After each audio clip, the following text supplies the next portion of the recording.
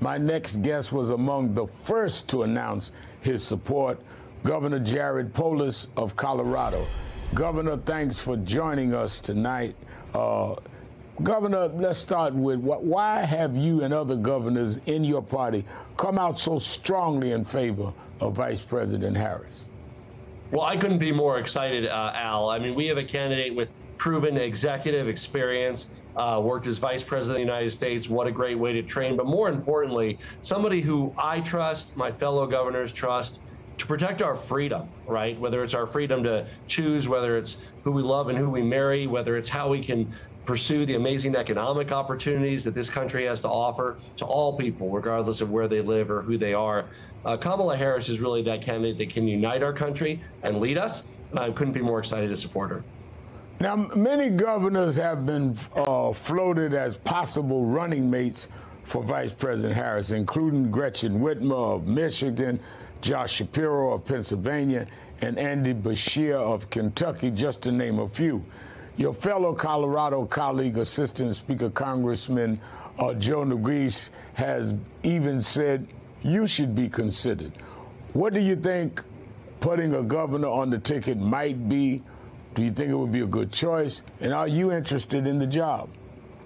Well, look, I think it's exciting that there's such great talent of Democrats across the country that Kamala Harris can choose, and I think it's important to choose somebody that, first and foremost, she can be a governing partner with, that has that chemistry that she gets along with, that can work with, but also help her win, right? Whether it's reaching out to people in other parts of the country, whether it's winning key states. Winning is so important because we want the opportunity to govern and move our country forward rather than backward to the chaos of the Donald Trump days. Now, as a gay man, you've broken many barriers throughout your political career, so you can understand the opportunities and challenges Kamala Harris is facing running to be the first black female president. Some Republicans have tried to paint Vice President Harris as a DEI candidate, suggesting she somehow doesn't deserve to be where she is. What's your response to that attack?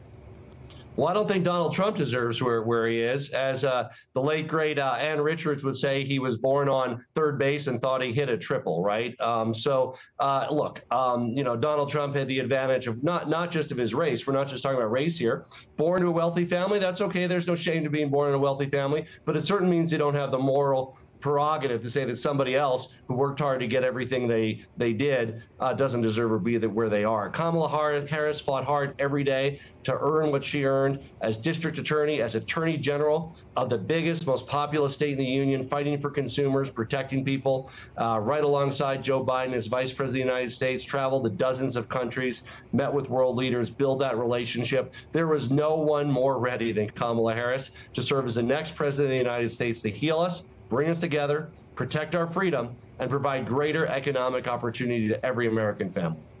You know, Governor, when you quoted Ann Richards, I thought about Donald Trump has kind of changed that. He was born on third base, and after being convicted of 34 felonies, he brought his family back maybe to first base, if not struck out.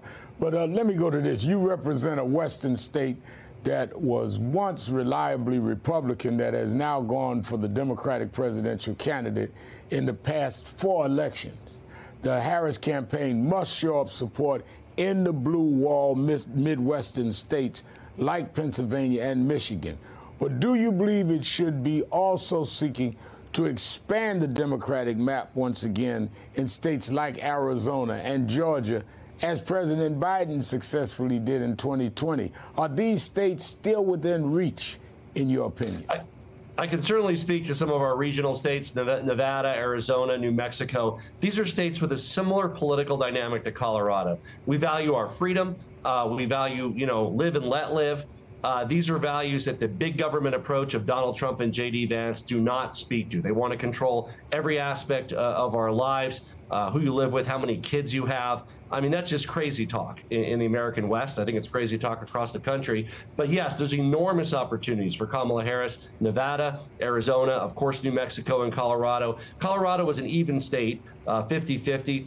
We were able to win it. I won it by almost 20 points in my recent reelection with a strong message of freedom, hope, and opportunity. And I think that Kamala Harris really espouses those same values. They're going to serve her well in the West. And yes, they'll serve her well in Georgia and the Midwest as well. Let me ask you, I'm out of time, but I need to ask you your opinion of the vice presidential candidate on the Republican ticket under Donald Trump, J.D. Vance, with statements coming out like, and he won't back up, calling people childish, cat women, and other very divisive, misogynist, bigoted statements. What's your view of him as a vice presidential candidate? Even some Republicans are quietly having buyer's remorse, we understand. Look, the guy's an odd duck. He's strange. But I think the most fatal thing for J.D. Vance is the insincerity. Nobody knows what this guy believes. He calls Donald Trump a fraud, and then he attaches himself to him. So who is J.D. Vance? Is he just a suit that goes whichever way the wind blows? Obviously, he's a strange guy, but I think being a sycophant and having no internal value structure is really what's hurting his standing with the American people. People can respect those who they disagree with, but we don't even know what you disagree with J.D. Vance because he changes with the wind and doesn't seem to have any core values.